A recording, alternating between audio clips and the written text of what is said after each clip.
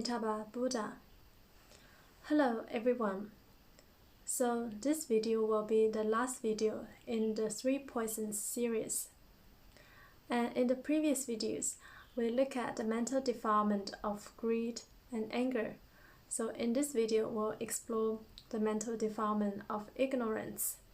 And also in Mahayana Buddhism, we talk about the 5 poisons, with the additional 2 being pride and doubt, which we'll also cover briefly in this video.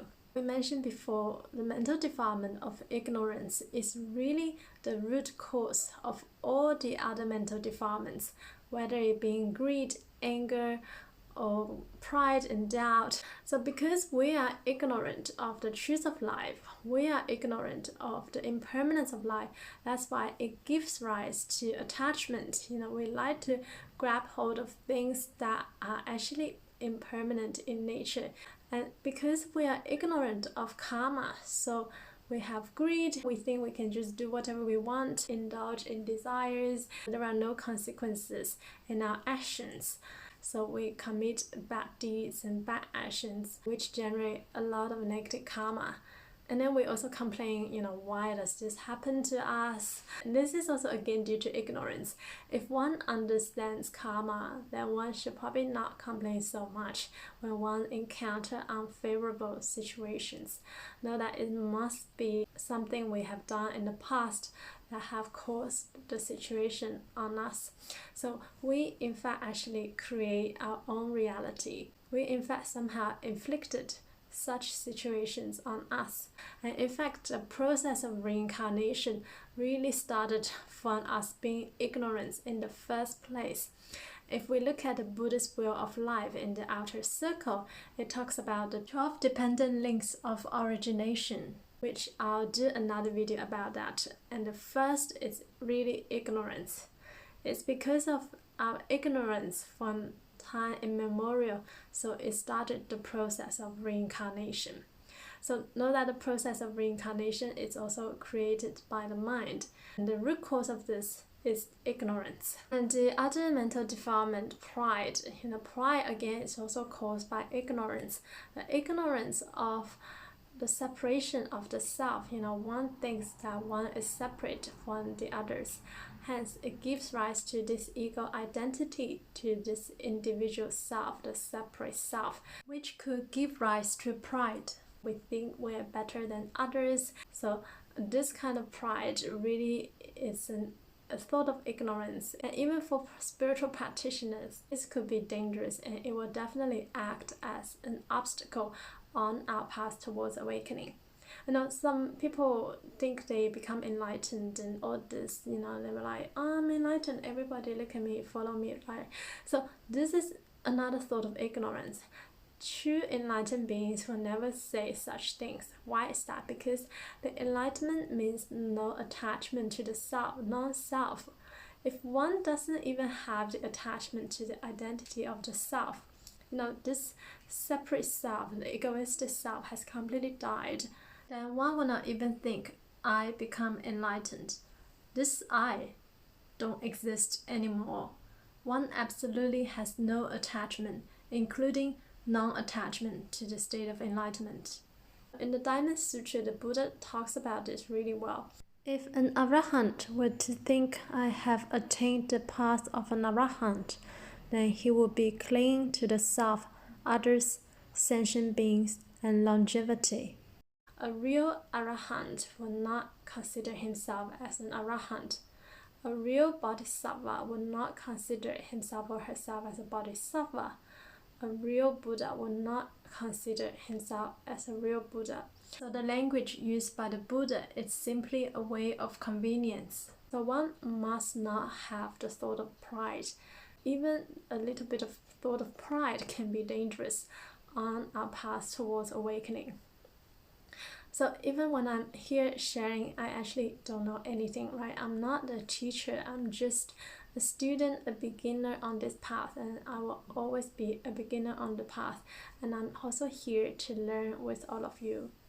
And next is doubt. So what do we doubt about? So some people doubt about the Buddha's teaching, They doubt about Mahayana sutras. Are they really genuine Buddhist teaching? Why they seem so unbelievable to some people? Are there really infinite Buddhas, infinite Buddha lands? Are there really infinite worlds, or even infinite universes? So they don't believe in Amitabha Buddha, they don't believe in the existence of the Pure Land, they doubt about the law of karma. Why do some people who seem to do good but they have bad karma, when they see situations like this, they doubt about karma, they think karma doesn't work? Well, actually it's not like that, because karma runs through our lifetimes, not just one lifetime. Again, it's all this doubt stem from ignorance, ignorance of the truth of life. And we really should not doubt about the Buddha's words. Buddha is a completely awakened, enlightened being who will never lie to us. If we don't believe the words of the enlightened being, who do we believe? A lot of people in this world, they don't believe the words of the Buddha, but they believe in what's said in the media, they believe in the news, they believe in advertisements. So we are really confused and lost here, and that is why the world is full of suffering, because of ignorance, because of the wrong view, because of the lack of understanding of the truth of life, the lack of understanding of the law of karma. Hence, people suffered. So how can we overcome ignorance? So this is not an easy one to overcome. So the 3 practices in Buddhism: morality, meditation, and wisdom. So first, morality. By observing the precepts, it can help us overcome our greed. And when we can observe the precepts, it helps us to better enter into meditation. And when we have more awareness through our meditation practices, it can give rise to wisdom. So prajna or prajna, I think the Sanskrit pronunciation. Feel free to correct me if I'm wrong. So when we have this wisdom, then it can help us overcome ignorance.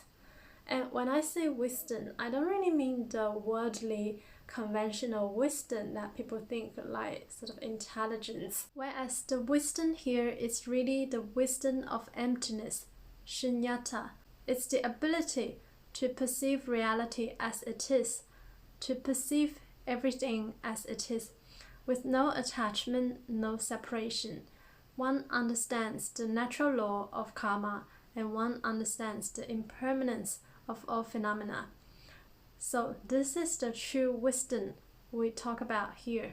Of course, it's not easy to cultivate this mindfulness wisdom, so we shall also be patient and compassionate towards ourselves and others.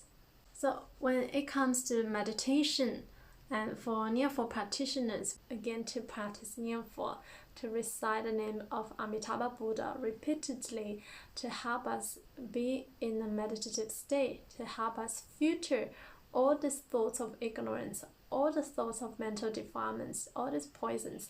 So the name of Amitabha Buddha is really the best antivirus software. To install this software of Amitabha Buddha, of infinite light and infinite life into the system, the computer, the human mind, and to reprogram all these mental defilements, greed, anger, and ignorance, to erase them with the name of Amitabha Buddha, to really kill these viruses with infinite light and infinite life. And slowly, if we do this enough, at the beginning we may feel it may not work, it takes time, right? Because we did not build all these poisons just overnight. We built it through time immemorial. So again, it will take a lot of time and conscious effort for us to reprogram our mind, reprogram this human computer with the name of Amitabha Buddha. And that is why we shall really repeat the name of Amitabha Buddha as many times as possible, constantly, regularly, consistently in our everyday life, to help us counter all those negative thoughts, all these mental defilements that do no good to us. And slowly, if a lot of time in our day our thoughts are Amitabha Buddha, Amitabha Buddha, this will really activate our Buddha nature. It will activate the original wisdom that lies within us. When we clean away all the dust on top of the mirror, then we can see the mirror much clearer. This is exactly like this. When we kill all these viruses, then our computer will function much better, and we will be able to perceive the reality as it is, and slowly we might be able to let go of our attachment and separation and to be away from delusions. Of course, this is not easy, and it really takes time and a lot of conscious effort in our everyday life. That is why we shall be diligent and disciplined in our practice, and that is why I put on these 4 sessions a day plus 24 hours online Nianfo lounge for everyone to come in and just to practice as many times as possible. The more we practice Amitabha recitation, to recite the name with a sincere mind, that it will really help us tap into our own Buddha nature, because our own Buddha nature is really infinite light and infinite life. This name corresponds 200% with our own Buddha nature. So if we can activate our own Buddha nature, then it will illuminate the wisdom that lies within, and this can help us overcome ignorance.